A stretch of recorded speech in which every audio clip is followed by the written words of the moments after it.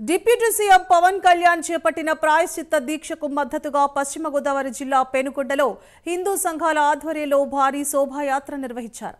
ఈ శోభాయాత్ర వాసవి కన్యకా పరమేశ్వరి ఆలయం నుండి చెన్నకేశవ స్వామి ఆలయం వరకు సాగింది. ప్రభుత్వం హిందూ దేవాలయాల పరిరక్షణకు కృషి చేయాలని హిందూ సంఘాలు డిమాండ్ చేశాయి.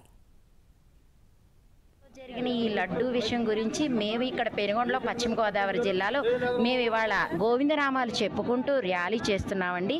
ఎప్పుడు ఇటువంటి పరిస్థితి మనకు రాకూడదని ఆ శ్రీనివాసుని మనస్ఫూర్తిగా కోరుకుంటున్నాము.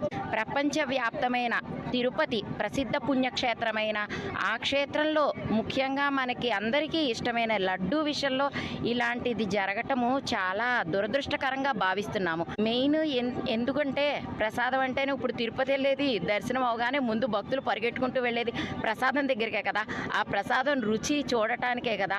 అది మనం కొంచెం తినగానే అది మైమర్చిపోతాము. అలాంటి విషయంలో అలాంటి ప్రసాదం విషయంలో రావటం దురదృష్టకరము. తిరుమల తిరుపతి దేవస్థానం లడ్డు విషయంలో కల్తీ జరిగిన విషయం సందర్భంగా మన డిప్యూటీ సీఎం పవన్ కళ్యాణ్ గారు ప్రాయశ్చిత్తంగా దీక్ష చేపట్టారు. అందువల్ల ఈరోజు మేమందరం మహిళలు కోలాటం భజన చేసుకుంటే అందరూ హిందూ ధర్మం సనాతన ధర్మం కాపాడడానికి అందరూ ఏకదాటిగా వచ్చి ఈరోజు ఇక్కడ కన్యకా పరమేశ్వరి గుడికాడ నుంచి అందరూ కలిసి భజన కార్యక్రమంలో కోలాటం చేసుకుంటూ బయలుదేరి మన సనాతన ధర్మం ర్యాలీగా పొద్దున్న ఉదయం నుంచి 6 గంటల కాడ నుంచి మేము అభిషేకాలు అవన్నీ చేయించామండి.